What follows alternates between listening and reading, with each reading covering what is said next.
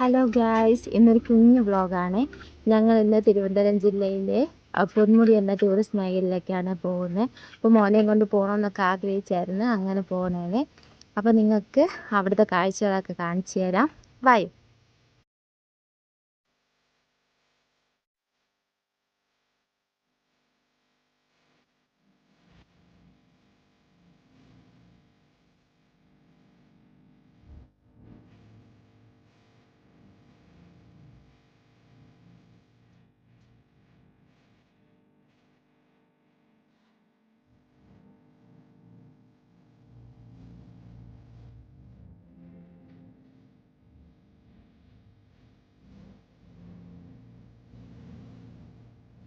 ഇനി കുറച്ച് നേരം ഞാൻ പറഞ്ഞുതരാം കാര്യങ്ങളൊക്കെ.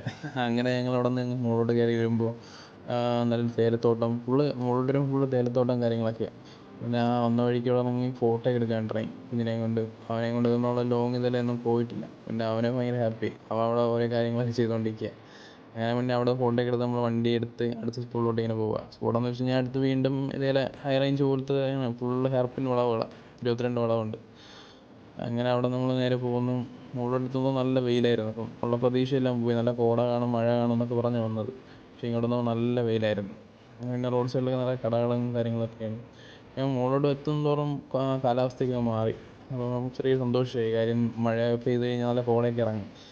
അങ്ങനെ അടുത്ത സ്പോട്ടിൽ ഞങ്ങൾ വന്നിട്ട് ഫോട്ടോ എടുക്കാൻ പറ്റിയ സൂപ്പർ സ്പോട്ടാട്ടോ. ഈ മരം ഇതിൻ്റെ ഇവിടെയൊക്കെ നല്ല ആൾക്കാരെല്ലാം ഫോട്ടോ ഒക്കെ എടുക്കാൻ വേണ്ടിയിരിക്കുന്നുണ്ട്.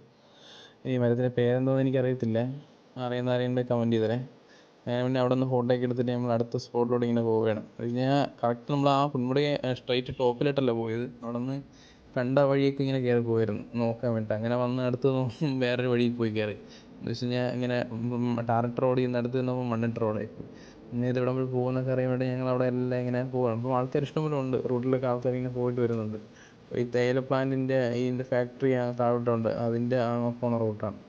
പിന്നെ ഞങ്ങൾ അവിടെ നിന്ന് ഇങ്ങനെ മോനെ ചായയൊക്കെ വേണമെന്ന് പറഞ്ഞ് അവനും ചായയും പലഹാരമൊക്കെ വാങ്ങാൻ വേണ്ടി അവിടെ കയറി. ഒരു പൂച്ചക്കുട്ടിയൊക്കെ ഉണ്ടായിരുന്നില്ല, അതിനും കൊടുത്തിട്ട് പിന്നെ നമ്മൾ വീണ്ടും വണ്ടി എടുത്ത് കൊണ്ടുപോയി ടോപ്പിൽ ഉണ്ടായിരുന്നു. ടോപ്പിൽ പാർക്കിംഗ് ഒതുക്കി വെച്ച് വണ്ടി ഒതുക്കിയിട്ട് ഞങ്ങൾ മുകളിലെത്തിയിട്ട് നല്ല തിരക്കായിട്ടോ. നല്ല തിരക്കെന്ന് വെച്ചാൽ നല്ല ആൾക്കാരുണ്ട്. മുകളിൽ ടോപ്പിൽ കയറുമ്പോൾ അത്യാവശ്യം കോടയും വന്നു തുടങ്ങി.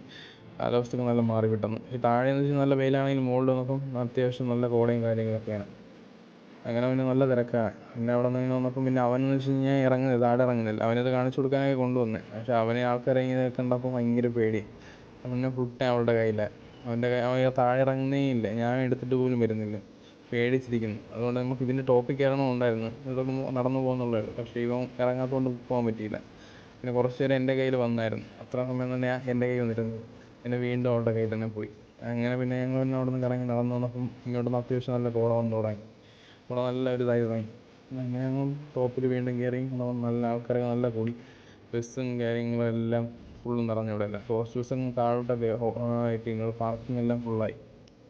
അങ്ങനെ ഇവിടെ നിന്ന് ഐസ്ക്രീമൊക്കെ വാങ്ങി കുടിച്ച് ട്രിവാൻഡ്രത്ത് വന്നു കഴിഞ്ഞാൽ ബസ്സുണ്ട് കേട്ടോ.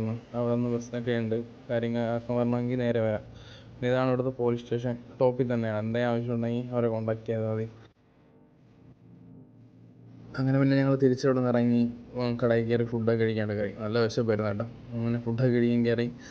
മോന് ഫുഡൊക്കെ വാങ്ങിച്ചു കൊടുത്തു. നല്ല ഫുഡായിരുന്നു, നല്ല കടയുടെ പേര് വിട്ടു. അപ്പോൾ അത്രയൊക്കെയുള്ള ഗായ്സ്, ചെറിയൊരു വ്ളോഗായിരുന്നു. ഇഷ്ടപ്പെട്ട് കഴിഞ്ഞാൽ ലൈക്ക് ചെയ്യുക, സബ്സ്ക്രൈബ് ചെയ്യുക, സപ്പോർട്ട് ചെയ്യുക. ഓക്കെ.